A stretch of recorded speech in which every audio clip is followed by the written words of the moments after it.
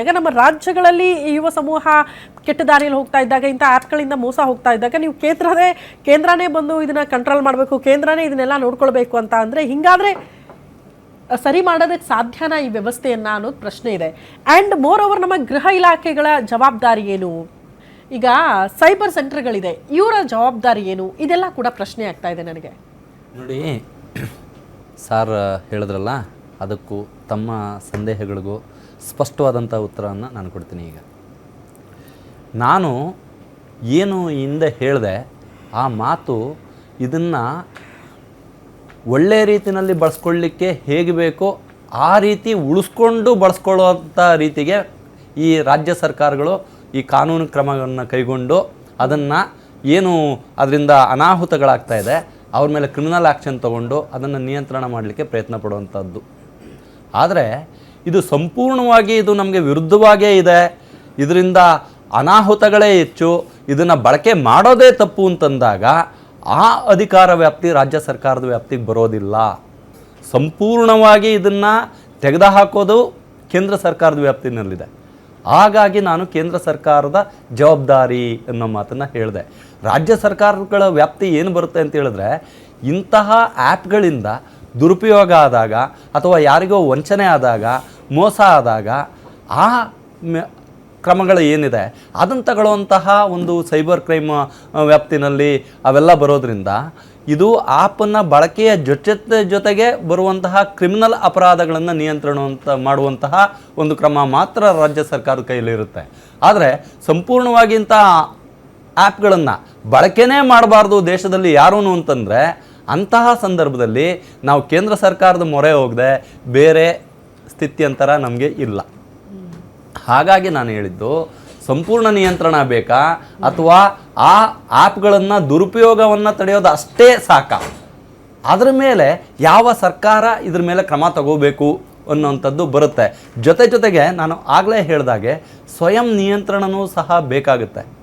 ಸ್ವಯಂ ನಿಯಂತ್ರಣದಿಂದ ನಾವು ಈಗ ಈ ಆ್ಯಪಿಂದ ಮೋಸಕ್ಕೊಳಗಾಗದವರು ಎಷ್ಟು ಜನ, ಬಳಕೆ ಮಾಡ್ತಾ ಇರೋರು ಎಷ್ಟು ಜನ ಅಂತ ನೋಡಿದಾಗ ಈ ರೀತಿ ಮೋಸ ಹೋದವ್ರ ಸಂಖ್ಯೆ ಕಡಿಮೆ ಇದೆ.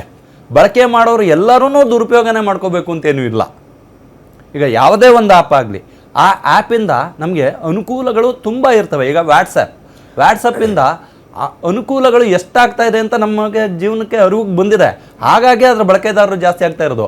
ಹಾಗನ್ಬಿಟ್ಟು ಅದು ದುರ್ಬಳಕೆ ಆಗ್ತಾ ಇಲ್ವ ಅಂತ ಕೇಳಿದ್ರೆ ಖಂಡಿತ ನಾನು ಇಲ್ಲ ಅಂತ ಹೇಳಲಿಕ್ಕೆ ಆಗೋದಿಲ್ಲ. ದುರ್ಬಳಕೆನೂ ಸಹ ಆಗ್ತಾ ಇದೆ. ಅದನ್ನು ನಾವು ಯಾವುದಕ್ಕೆ ಬಳಸ್ಕೋಬೇಕು, ಯಾವುದಕ್ಕೆ ಬಳಸ್ಕೋಬಾರ್ದು ಅನ್ನೋಂತಹ ವಿವೇಚನೆ ನಮಗಿರಬೇಕು. ಆ ವಿವೇಚನೆಯನ್ನು ನಾವು ಇಮ್ಮೆಚೂರ್ಡ್ ವ್ಯಕ್ತಿಗಳಿಂದ ನಾವು ನಿರೀಕ್ಷೆ ಮಾಡಲಿಕ್ಕೆ ಆಗೋದಿಲ್ಲ. ಅವರು ದುರ್ಬಳಕೆ ಮಾಡಿಕೊಳ್ಳುವಂಥ ಸಾಧ್ಯತೆಗಳು ಸಹ ಇರ್ತವೆ.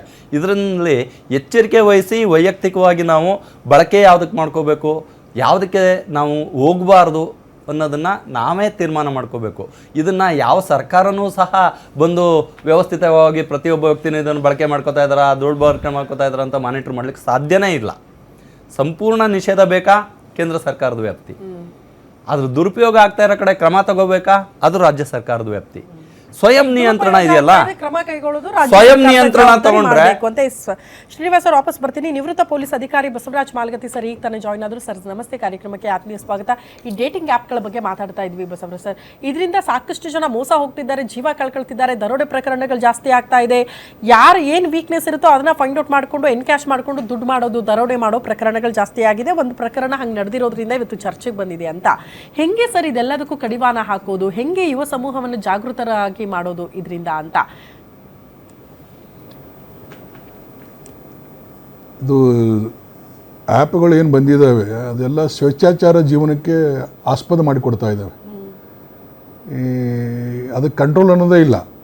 ಯಾರು ಬೇಕಾದರೂ ಲಿವಿಂಗ್ ರಿಲೇಷನ್ಶಿಪ್ ಇರ್ಬೋದು ಅಥವಾ ಬೇರೆ ಡೇಟಿಂಗ್ಸಲ್ಲಿ ಒಂದು 6 ತಿಂಗಳ ಡೇಟಿಂಗ್ ಮಾಡೋದು, ಮತ್ತೆ ಚೇಂಜ್ ಮಾಡೋದು, ಮತ್ತೊಬ್ಬನ ಜೊತೆಗೆ ಹೋಗೋದು, ಈಗ ಮತ್ತೊಂದು ಹುಡುಗಿ ಜೊತೆಗೆ ಹೋಗೋದು, ಈ ಥರ ನಡೆದೇ ಇರ್ತದೆ. ಡೇಟಿಂಗ್ನಲ್ಲಿ ಏನು ಯಾವುದೂ ಇದು ಇಲ್ಲ. ಬಟ್ ಆದರೂ ಈಗ ಡೇಟಿಂಗ್ ಮಾಡುವಂಥ ಹುಡುಗಿಯರು ಅಷ್ಟೊಂದು ಇರ್ರೆಸ್ಪಾನ್ಸಿಬಲ್ ಏನು ಇಲ್ಲ. ಕೆಲವೊಬ್ರು ಇರ್ಬೋದು, ಬಟ್ ಮೆಜಾರಿಟಿ ಹುಡುಗಿಯರು ಎಲ್ಲ ಭಾಳ ಜವಾಬ್ದಾರಿಯುತ ಇದ್ದಾರೆ. ಅವ್ರಿಗೆ ರೆಸ್ಪಾನ್ಸಿಬಿಲಿಟಿ ಗೊತ್ತಿದೆ, ಏನು ಮಾಡ್ಬೇಕು ಅನ್ನೋದು ಗೊತ್ತಿದೆ. ಅವರು ಒಳ್ಳೆ ನಡತೆಯಿಂದ ಇರ್ತಾರೆ. ಅವನಿಗೆ ಮದುವೆ ಆಗಬೇಕಾದ್ರೆ ಅವನು ಗುಣಗಳು ತಿಳ್ಕೋಬೇಕು. ಅವನು ಹೇಗೆ ಅವನು ನೇಚರ್ ಏನಿದೆ, ಅವನು ಚಟಗಳು ಏನಿದ್ದಾವೆ ಎಲ್ಲ ಅರ್ಥ ಮಾಡ್ಕೋಬೇಕನ್ನೋ ಉದ್ದೇಶದಿಂದ ಡೇಟಿಂಗು ಲಿವ್ ಇನ್ ರಿಲೇಷನ್ಶಿಪ್ನಲ್ಲಿ ಇರ್ತಾರೆ. ಎಲ್ಲರೂ ಕೆಟ್ಟದಕ್ಕೆ ಇದಕ್ಕೆ ಡೇಟಿಂಗ್ ಮಾಡ್ತಾರೆ, ಕೆಟ್ಟದಕ್ಕೆ ಲಿವ್ ಇನ್ ರಿಲೇಷನ್ಶಿಪ್ ಇರ್ತಾರೆ ಅಂತಲೂ ತಪ್ಪದು. That is wrong. ಬಟ್ ಅವನಿಗೆ ಅರ್ಥ ಮಾಡ್ಕೋಬೇಕು ಅಂತ ತಿಳ್ಕೊಂಡು ಮದುವೆ ಆಗೋನು ಹೇಗಿರ್ತಾನೆ ಅಂತನೂ ಮದುವೆ ಆದಮೇಲೆ ಗೊತ್ತಾಗೋಕ್ಕಿಂತನೂ ಮದುವೆ ಆಗೋಕ್ಕಿಂತ ಮುಂಚೆನೇ ಗೊತ್ತಾದರೆ ಅವರು ಬೇಡ ಆಗಿದ್ರೆ ಬೇಡ ಅಂತ ಡಿಸೈಡ್ ಮಾಡಬಹುದು. ಮದುವೆ ಆದಮೇಲೆ ಮಾಡೋದು ಕಷ್ಟ ಆಗ್ತದೆ. ಅದು ಫ್ಯಾಮಿಲಿ ಪ್ರೆಷರ್ ಇರ್ತದೆ, ಫ್ಯಾಮಿಲಿ ಪ್ರೆಸ್ಟೇಜ್ ಅಂತ ಹೇಳ್ತಾರೆ, ಅದು ಇದು ಏನಾದರೂ 108 ಕಾರಣಗಳು ಹೇಳಿ ಅವಾಯ್ಡ್ ಮಾಡಲಿಕ್ಕೆ ಕೂಡಿಸ್ಲಿಕ್ಕೆ ಪ್ರಯತ್ನ ಮಾಡ್ತಿರ್ತಾರೆ. ಬಟ್ ಅವನು ಒಳ್ಳೆಯವನಿದ್ದರೆ ಅಡ್ಡಿ ಇಲ್ಲ, ಒಳ್ಳೆಯವನು ಇರದಿದ್ದರೆ ಡ್ರಗ್ ಅಡಿಕ್ಟ್ ಇರ್ತಾನೆ, ಏನೋ ಕಾಯಿಲೆ ಇರ್ತವೆ ಅಥವಾ ಏನೋ ಒಂದು ಇರ್ತವೆ. ಹೀಗಾಗಿ ಈ ಡೇಟಿಂಗ್ನಲ್ಲಿ ಒಂದು ದೃಷ್ಟಿಯಿಂದ ಒಳ್ಳೆಯದು, ಒಂದು ದೃಷ್ಟಿಯಿಂದ ಕೆಟ್ಟದ್ದೂ ಇದೆ. ಅದು ಅವರವರ ಜವಾಬ್ದಾರಿ ಮೇಲೆ ಬಿಟ್ಟಂಥ ವಿಷಯ. ಈಗ ಈ ಡೇಟಿಂಗ್ನಲ್ಲೂ ಕೆಲವೊಬ್ಬರು ಹೆಸರನ್ನು ಸುಳ್ಳು ಹೇಳುವಂಥ ಇದು ಇದೆ. ಬೇರೆ ಧರ್ಮದವರು ಸಹ ಅದನ್ನು ಸುಳ್ಳು ಹೆಸರು ಹೇಳಿ ಡೇಟಿಂಗ್ ಮಾಡುವಂಥ ನಾನು DCP ಇದ್ದಾಗ ಒಂದು 2-3 ಕೇಸ್ ಬಂದಿದ್ದಾವೆ ಆ ಥರ. ಎಲ್ಲ ಗೊತ್ತಾದ ಮದುವೆ ಆದ ಮೇಲೆ ಸಹ ಗೊತ್ತಾಗಿದೆ ಅವನು ಬೇರೆ ಧರ್ಮದವನು, ಬೇರೆ ಜಾತಿಯವನಂತ. ಸೊ ಇದು ಬಹಳ ಒಂಥರ ಇವರು ಯಾವ ಉದ್ದೇಶಕ್ಕಾಗಿ ಡೇಟಿಂಗ್ ಮಾಡ್ತಾರೆ, ಯಾವ ಉದ್ದೇಶಕ್ಕಾಗಿ ರಿಲೇಷನ್ಶಿಪ್ನಲ್ಲಿ ಇರ್ತಾರೆ ಅನ್ನೋದು ಇವರು ಅರ್ಥ ಮಾಡ್ಕೋಬೇಕು. ಹುಡುಗಿಯರು ಸಹ ಅವನು ಯಾರು, ಏನು, ಯಾವ ಧರ್ಮದವನು, ಏನು ಸುಳ್ಳು ಹೇಳಿದ್ರೆ ಅದನ್ನು ನಂಬಿಡೋದಾ? ಇವನ್ ಚೀಟಿಂಗೂ ಮಾಡ್ತಾರೆ. ನನಗೆ ಫಾರಿನ್ದಲ್ಲಿ ಇದು ಬಂದಿದೆ, ಅದು ಹ್ಯಾಂಗೆ ಲಿವ್ ಇನ್ ರಿಲೇಷನ್ಶಿಪ್ಪು ಡೇಟಿಂಗ್ ಮಾಡಬೇಕಾದ್ರೆ ಯಾರು ಫೈನಾನ್ಷಿಯಲಿ ಸೌಂಡ್ ಇರ್ತಾರೆ, ಯಾರು ವಿಡೋಗಳೇ ಇರ್ತಾರೆ, ಯಾರು ಡೈವರ್ಸಿ ಇರ್ತಾರೆ ಅಂಥವ್ರನ್ನ ಚೂಸ್ ಮಾಡ್ತಾರೆ. ಯಾರು ಗೌರ್ಮೆಂಟ್ ಸರ್ವೆಂಟ್ ಇರ್ತಾರೆ ಅಂಥವ್ರನ್ನ ಚೂಸ್ ಮಾಡ್ತಾರೆ. ಯಾಕಂದ್ರೆ ಅವರಲ್ಲಿ ಈಸಿಯಾಗಿ ಮನಿ ಸಿಗ್ತದೆ, ಈಸಿಯಾಗಿ ನಾವು ಜೀವನ ಸಾಗಿಸ್ಬೋದು, ಈಸಿಯಾಗಿ ಚೀಟ್ ಮಾಡಬಹುದು. ಅವರು ಅನಿವಾರ್ಯವಾಗಿ ಅವನಿಗೆ ಅಂಥವನು ಇರಲಿ ನಾನು ಅಡ್ಜಸ್ಟ್ ಆಗಿ ಹೋಗ್ಬೇಕು ಅಂತ ಅನ್ನೋದು. ಈಗಾಗಲೇ ಒಂದು ವಿಡೋ ಅಂದರೆ ವಿಡೋನೂ ಆಗಿರ್ಬೋದು, ಡೈವರ್ಸಿ ಆಗಿರ್ಬೋದು, ನನ್ನ ಜೀವನ ಹಿಂಗಾಗಿದೆ, ಇನ್ನೂರು ನಾನು ಅಡ್ಜಸ್ಟ್ ಆಗಿ ಹೋಗ್ಬೇಕಂತ ಭಾಳಷ್ಟು ಪ್ರಯತ್ನ ಮಾಡ್ತಾರೆ. ಆದರೂ ಮೋಸ ಹೋಗ್ತಾರೆ. ಭಾಳಷ್ಟು ಜನ ಮೋಸ ಹೋಗಿದ್ದಾರೆ, ಎಷ್ಟೋ ದುಡ್ಡು ಕಳ್ಕೊಂಡಿದ್ದಾರೆ, ಕೋಟಿಗಟ್ಟಲೆ ದುಡ್ಡು ಕಳ್ಕೊಂಡಿದ್ದಾರೆ.